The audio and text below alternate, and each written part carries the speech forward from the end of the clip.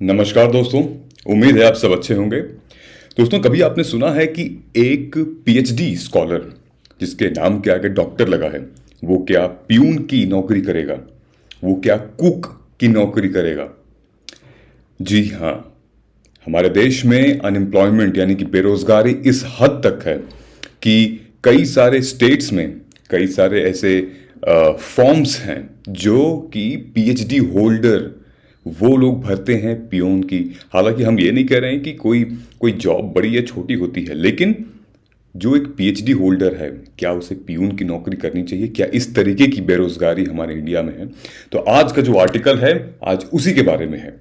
ठीक है, हम आपको डिटेल में बताएंगे कि क्या ऐसी 5 चीजें हैं जो कि क्लेम करती हैं कि जितनी भी एम्प्लॉयमेंट जनरेशन की बात हो रही है, जितनी भी एम्प्लॉयमेंट जनरेशन की स्कीम्स हैं, वो शायद उतनी इफेक्टिव नहीं है जितनी कि खुद अनएम्प्लॉयमेंट इस दुनिया में बहुत तेजी से फैल रही है। ठीक है, तो बने रहिएगा, मजेदार आर्टिकल है। आज पूरे हिंदू और इंडियन एक्सप्रेस के पूरे न्यूज़पेपर में this article is the best article. Okay, जहां से आपके 3-4 क्वेश्चंस आराम से प्रीलिम्स और मेंस स्पेसिफिक निकल आएंगे। ठीक है, तो यहां हम समझते हैं अपने डेली रिचुअल्स के हिसाब से। तो सबसे पहले आंसर इवैल्यूएशन हम पे बात करेंगे। ज्वाइन आवर कम्युनिटी स्पेस, जो कि अभी हम डिस्कस करते हैं। Ethics quote of the day, then personalised time table, ठीक है, जिसकी वीडियो भी मैंने बनाई थी, जिसके बारे में हम डिस्कस करेंगे। And oped analysis and then prelims and mains question related to it. तो दोस्तों, आज है 28 मार्च और दिन है सोमवार। ठीक है, आज के टू डू लिस्ट के हिसाब से we will follow our daily rituals.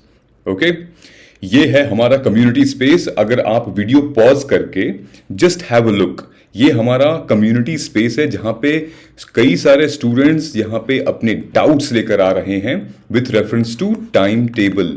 ठीक है, टाइम टेबल, आप कौन सा टाइम टेबल फॉलो कर रहे हैं वो बताइए। हम आपको बताते हैं कि ये स्ट्रैटेजी आपकी सही है कि नहीं प्रीलिम्स 2022 के लिए। Okay, it's very very important. Are you following the right time table और नॉट?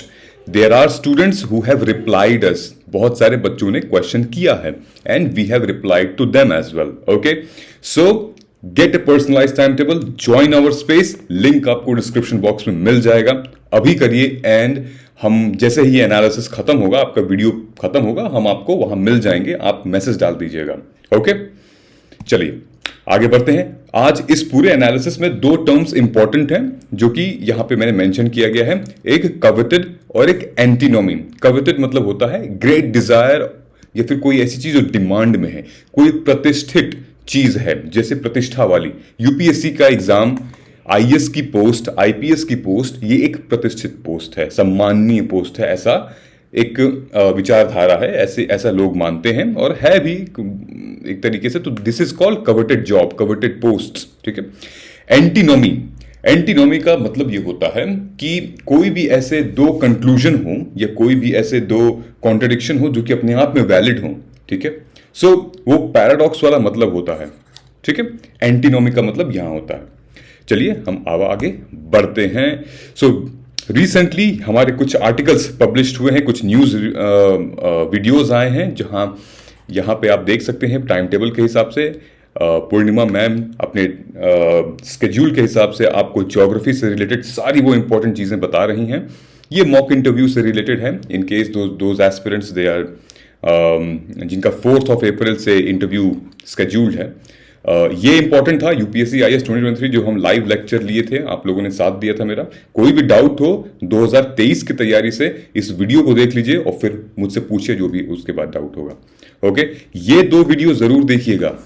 5 हिजाब रो, 5 की एरियाज जहां हिजाब रो और फ्रीडम ऑफ रिलीजन से क्वेश्चन फंस सकते हैं, और दूसरा art and culture of Jammu and Kashmir. ठीक है, ज्यादा नहीं है, आधा घंटा लगेगा दोनों में, आप देख लीजिएगा, अपने नोट्स बना लीजिएगा। ठीक है, चलिए आगे बढ़ते हैं आज के आर्टिकल की तरफ। The era of an unemployed Bharat, unemployed India. ठीक है, यहां पे जो स्टेटमेंट मैंने मेंशन किया हुआ है कि there are many indices of proof, कि बहुत सारे ऐसे सेगमेंट्स हैं जहां पे हम प्रूव कर देंगे कि भाई ये जो एम्प्लॉयमेंट जनरेशन की हम बात कर रहे हैं वो एक्चुअली फेल हो गई है, कुछ कंसेप्ट, कुछ स्कीम से रिलेटेड।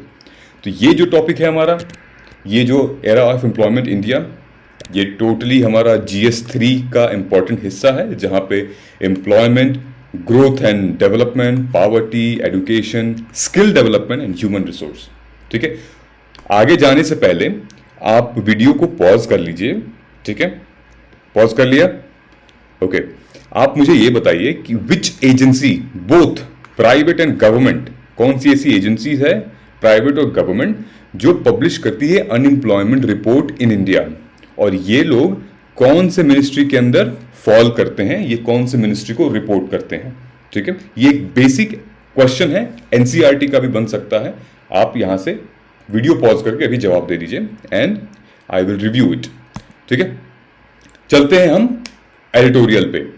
तो रिसेंटली आपने देखा होगा कि रेलवे से रिलेटेड जो इतनी बुरी स्थिति थी कि करोड़ों में बच्चों ने फॉर्म भरा, लगभग 1.2 करोड़ एप्लीकेंट्स रेलवेज की भर्ती के लिए, जो उसका पेपर निकला था उसके एग्जाम के लिए लोगों ने अपना फॉर्म भरा था, लेकिन पोस्ट कितनी थी? लगभग 30,000 पोस्ट थी। ठीक है, so this is the problem. इतने छोटे से पोस्ट के लिए, इतने कम क्वांटिटी के पोस्ट के लिए कितने लोग एग्जाम भर रहे हैं, कितने लोग फॉर्म भर रहे हैं। यूपीएससी के एग्जाम को ही आप ले लीजिए, 1% सफलता है इसमें। ठीक है, मतलब कि 700, 800, हद से अधिक 900 पोस्ट होंगी।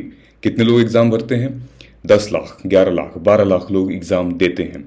ठीक है, सो आज की बात इससे रिलेटेड है कि अनएम्प्लॉयमेंट कितनी है। बहुत से ऐसे लोग हैं दोस्तों हमारे इर्द गिर्द, आसपास, ठीक है, जो कि बहुत अच्छे स्कॉलर हैं, जो MBA, MCA जैसी अच्छी डिग्रीज, वो भी प्रेस्टिजियस कॉलेज से कर रखी है, लेकिन वो भी एम्प्लॉयड नहीं है, वो ढूंढ रहे हैं नौकरी। ठीक है, इससे रिलेटेड है आज हम बात करेंगे, जहां पे आपको ये पता चल जाएगा कि भाई क्या 4-5 रीजंस हैं जिसकी वजह से हम इन एम्प्लॉयमेंट जनरेशन स्कीम्स को चैलेंज कर सकते हैं। ओके, सबसे पहला हम जो चैलेंज करेंगे, जो आपको, हम यूपीएससी मेंस के अगर पर्सपेक्टिव में चलें तो हम फैक्ट्स एंड फिगर्स के साथ सबको डिकोड करते जाएंगे। ओके, सबसे पहला हम लेंगे नेशनल सैंपल सर्वे ऑफिस। ठीक है, नेशनल एनएसएसओ के हिसाब से कि लगभग 6.1% ऑफ अनएम्प्लॉयमेंट था 2017 और 18 में। ठीक है, जो कि पिछले 4 दशकों से सबसे ज्यादा था। लेकिन ये आंकड़ा और भी खराब हो गया जब अप्रैल मई में एनएसएसओ ने रिपोर्ट निकाली, और ये वही आंकड़े हैं जब कोविड के टाइम पे देश भर में लॉकडाउन था। ठीक है, दूसरा रिपोर्ट ये कहता है, जो centre for monitoring Indian economy, CMIE है, सॉरी, ये कहता है कि 53 मिलियन, 1 मिलियन में 10 lakh, 53 million Indians were unemployed, और एक लार्ज नंबर ऑफ प्रपोर्शन है जो कि विमेन है। विमेन पार्टिसिपेशन, एक तो वैसे ही हम हाउस होल्ड के जो काम है वुमेन को, उसको हम इकोनॉमिक एक्टिविटी लेते नहीं हैं, ऊपर से विमेन जो हैं वो सबसे ज्यादा कंट्रीब्यूट करती हैं अनएम्प्लॉयमेंट का हिस्सा। ठीक है, अनएम्प्लॉयमेंट रेट वाज होवरिंग 7.91 इन दिसंबर 2021। आप देख रहे हैं ये 2017-18 में 6.1 था, दिसंबर 2021 में 7.91 आ गया है। ठीक है, एंड दो there has been a small talk of dip in unemployment January, इतना फिगर जो है 6.57 के हिसाब से अभी जो तत्काल, जो रिसेंटली चल रहा है फिगर, वो 6.57, तो मतलब कहीं से भी कम नहीं हुआ है, ज्यादा ही है। राइट, अब आते हैं हम एक्सपोजिंग क्लेम्स पे। कुछ एक्सपोजिंग क्लेम्स के बारे में यहां पे ये कहा जा रहा है कि देखिए, देयर आर सम इंडिसेस, ठीक है, जो कि डाउनवर्ड प्रेशर को अनलीश करते हैं। ठीक है, जैसे कई ऐसे एस्पिरेंट्स हैं जो कि ओवर क्वालिफाइड हैं।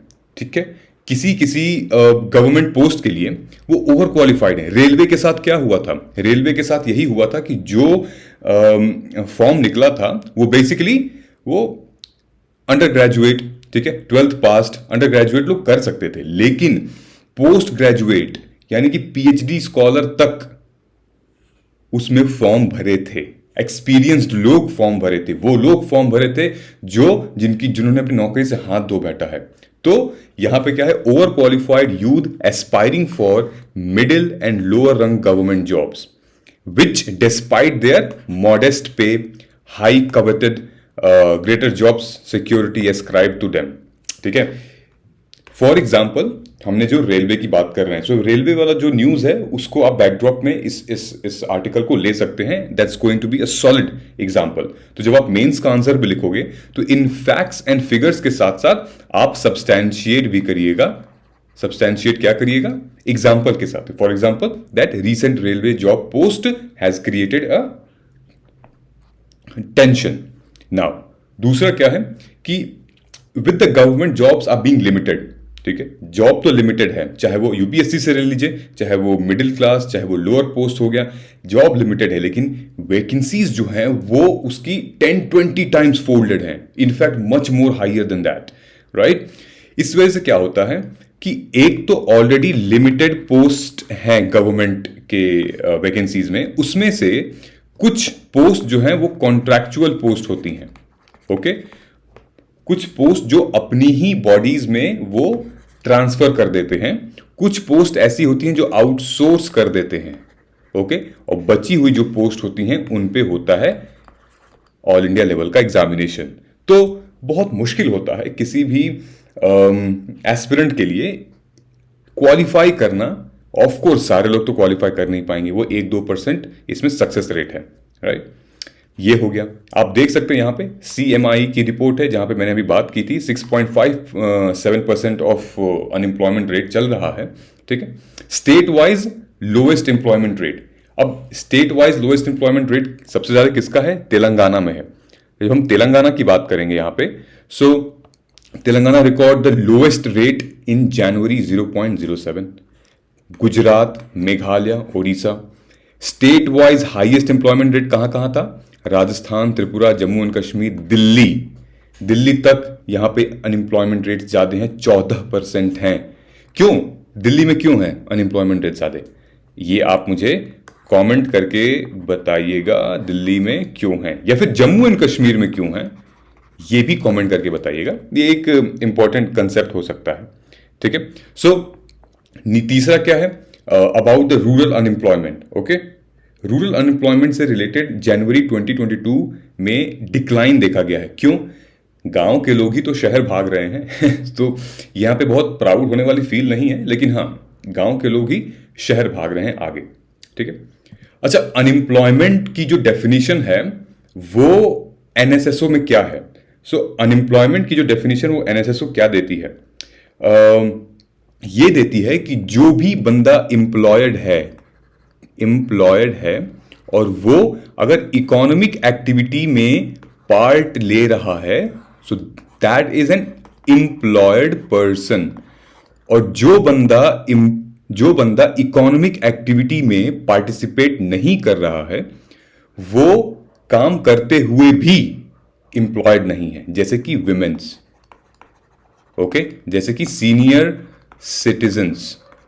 ओके, ये लोग ऑफ कोर्स इनडायरेक्टली ये काम करते हैं. हाउस होल्ड से रिलेटेड बहुत सारे ऐसे सेमिनार्स हो गए, बहुत सारे ऐसी फंक्शंस हो गए जहां पे ये लोग इनडायरेक्टली सोसाइटी को, इकोनॉमी को कंट्रीब्यूट करते हैं, लेकिन ये लोग नहीं आ पाते हैं उसमें.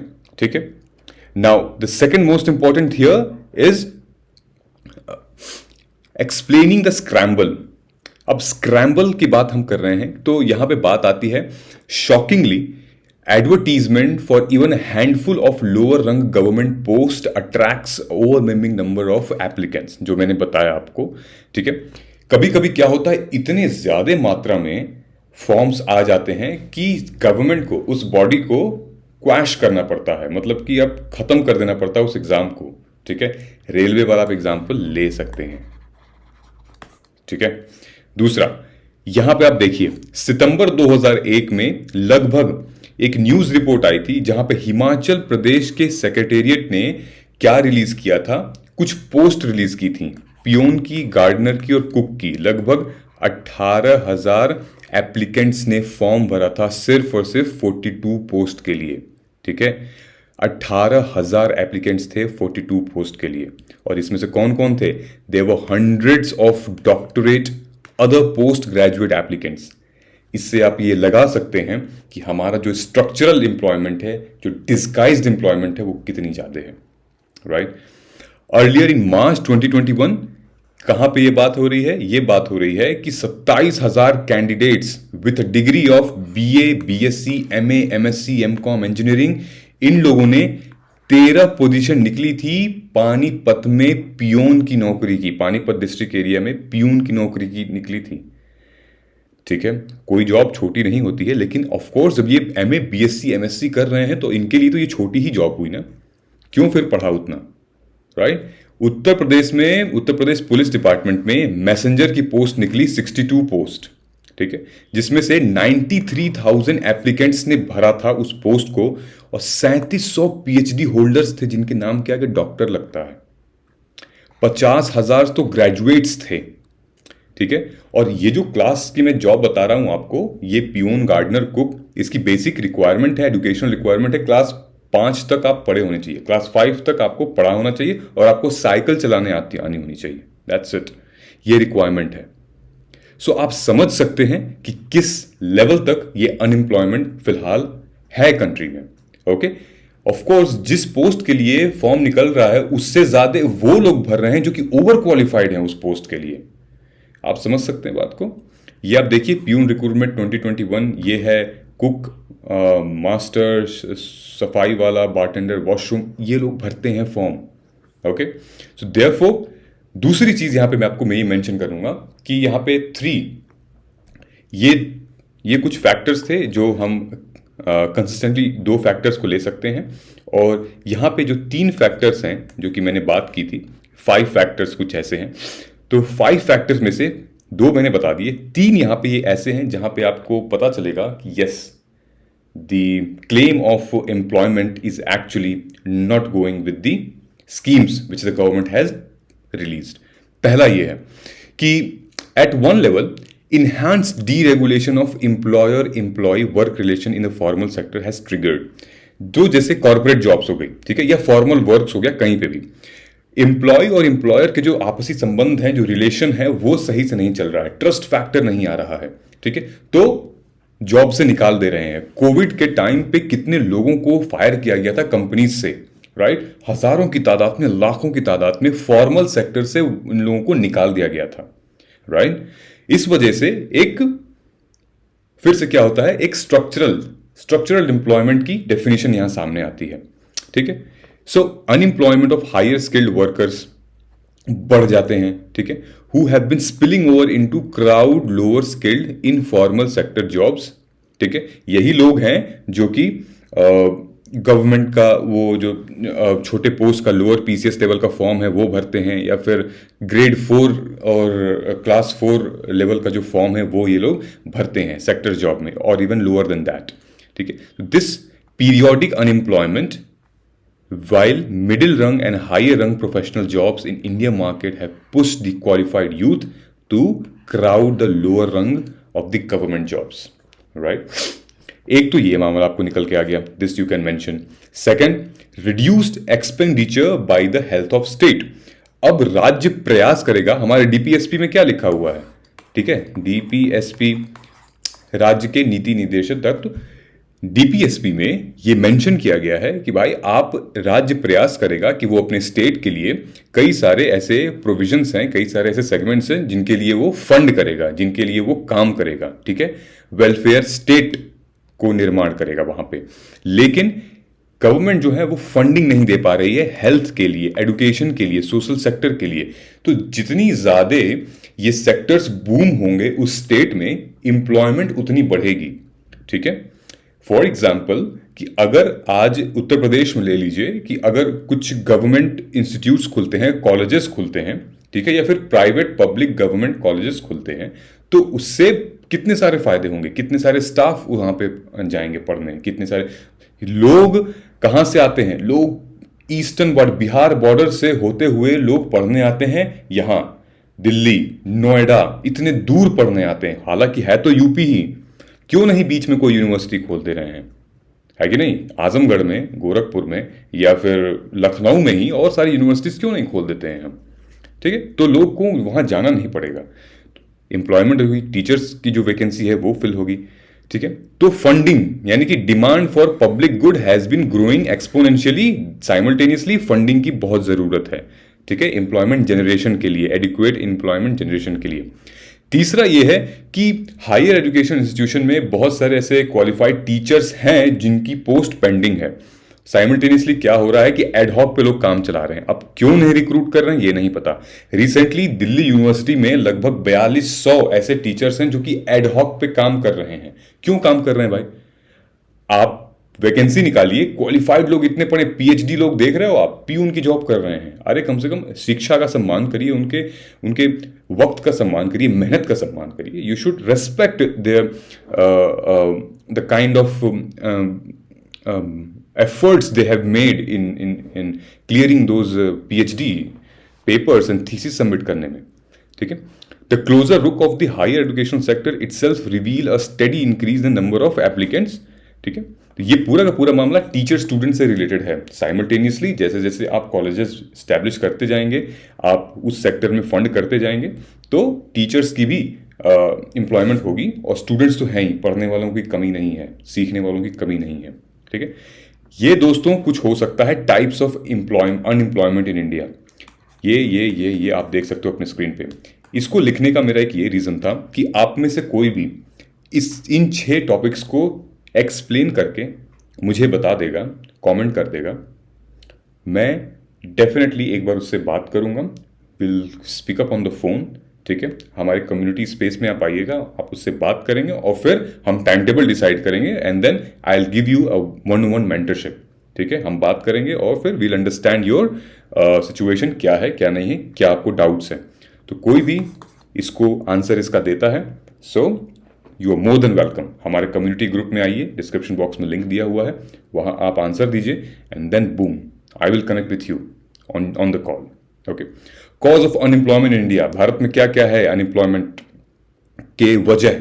सोशल फैक्टर, सामाजिक कारण भी है एक सोशल फैक्टर। सोशल फैक्टर में एक जेंडर तो भी आ जाएगा, है कि नहीं? जेंडर डिस्क्रिमिनेशन, विमेन का पार्टिसिपेशन इसी वजह से तो नहीं हो रहा है, right. Rapid growth of population, इतनी ज्यादा जनता है यहाँ पे, यूपी, बिहार, राजस्थान, झारखंड, ये सारे एरिया में, मध्य प्रदेश, ठीक है।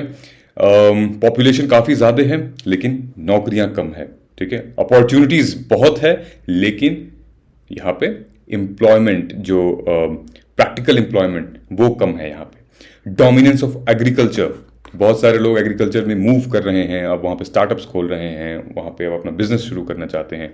Fall of cottage and small industries, not only fall of cottage and small industry बल्कि absence of industries in certain states, ठीक है। भारत में बहुत लिमिटेड स्टेट्स में जहाँ पे इंडस्ट्रीज हैं, ठीक है, वो इंडस्ट्रीज कई सारे मामलों में है, लेकिन not only fall of cottage and small industries but lack of industrial development, ठीक है। यूपी बिहार को ले लीजिए, राजस्थान से रिलेटेड एरिया ले लीजिए, नॉर्थ ईस्ट में भी आप ले सकते हैं एरिया, ठीक है। इमोबिलिटी ऑफ लेबर, कुछ लेबर्स जो हैं वो अपना घर बार सोशल, कल्चरल, लैंग्वेज, आइडेंटिटी की वजह से छोड़ के नहीं जाना चाहते हैं अपने घर बार को, अपने राज्य को, अपने गांव को, अपने शहर को, लेकिन उनके लिए वहां पे एम्प्लॉयमेंट नहीं है, ये भी एक वजह है। और ये तो सबसे बड़ी वजह है defect in our education system, ठीक है। नेक्स्ट, ये जो क्वेश्चन है बहुत टू द पॉइंट क्वेश्चन है। I would request you guys to please comment करके मुझे बताइएगा, अगर यहां नहीं तो हमारे स्पेस में भी आप कमेंट करके बता सकते हैं, जो हमारा कम्युनिटी का स्पेस है। तो रीसेंट इनिशिएटिव क्या क्या है भारत सरकार के with reference to employment in India, okay.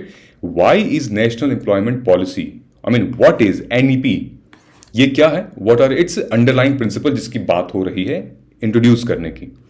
Question 3 और क्वेश्चन 4 इसी से रिलेटेड है कि भाई ये फॉर्मूला बताइए अब क्या होता है। मैं सोचा कि मैंने आपको बता दूं इसमें, लेकिन फिर कहा कि थोड़ा सा इंटरेस्टिंग बनाते हैं। लेट मी आस्क यू कि what could be the formula, कैसे हम एम्प्लॉयमेंट रेट कैलकुलेट करते हैं, ठीक है। ये कमेंट करके आप बताइएगा, एंड देन हम आगे बढ़ते हैं। सो बेसिकली ये जो आर्टिकल है इसमें मैंने काट पीट दिया है, आप देख रहे हो।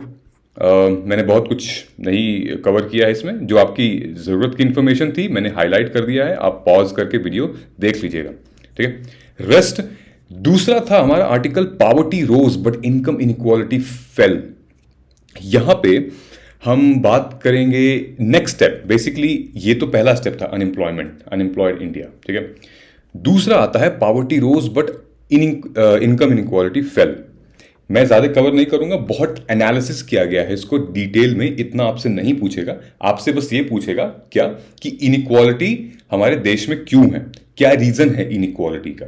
ठीक है, 4-5 रीज़न आप बता देंगे इनइक्वालिटी, और इनइक्वालिटी का रिपोर्ट, ठीक है, या ऑक्सफैम की रिपोर्ट बता दी, कहाँ कहाँ से रिपोर्ट पब्लिश होती है वो बता दीजिएगा, या फिर वर्ल्ड बैंक की रिपोर्ट बता दीजिएगा। ठीक है, इतना पूछेगा, ये एनालिसिस आपसे नहीं पूछेगा। ये जो पूरा का पूरा आप टेबल देख रहे हो यहाँ पे, इट वोंट आस्क।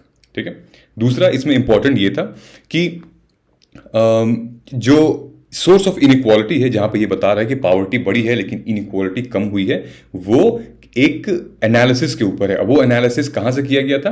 वो एनालिसिस किया गया था कंज्यूमर पिरामिड हाउसहोल्ड सर्वे।